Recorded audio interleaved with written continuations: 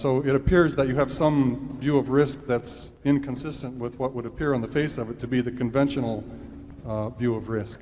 Well, we do define risk as the possibility of harm or injury, and in that respect, we think it's inextricably wound up in your time horizon for holding an asset. I mean, if your risk is that if you intend to buy XYZ Corporation at 11:30 this morning and sell it out before the close today, I mean, that is, in our view, that is a very risky transaction, because we think 50% of the time you're going to suffer some harm or injury.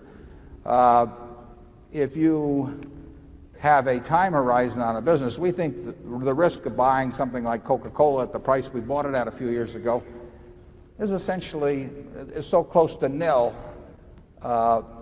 in terms of our prospective holding period. But if you ask me the risk of buying Coca-Cola this morning and you're going to sell it tomorrow morning, I say that's a very risky transaction. Now, as I pointed out in the annual report, it became very fashionable in the academic world, and then that spilled over into the financial markets, to define risk in terms of volatility, of which beta became a measure.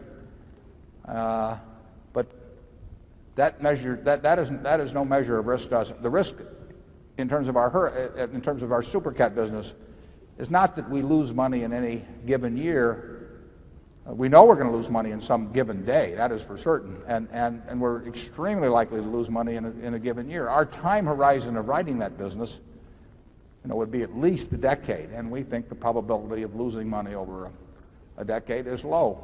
So we feel that in terms of our horizon of investment, that is not a risky business, and it's a whole lot less risky than writing something that's much more predictable. Interesting thing is that using conventional measures of risk, something whose return varies from year to year between plus 20% and plus 80% is riskier as defined than something whose return is 5% a year every year. We just think the financial world has gone haywire in terms of measures of risk. We look at what we do. We are perfectly willing to lose money on a given transaction, arbitrage being an example, any given insurance policy being another example. We are perfectly willing to lose money on any given transaction. We are not willing to enter into transactions in which we think the probability of doing a number of mutually independent events but of a similar type has an expectancy of loss. And we hope that we are entering into our transactions where our calculations of those probabilities have validity. And to do so, we try to narrow it down. There are a whole bunch of things we just won't do because we don't think we can write the equation on them.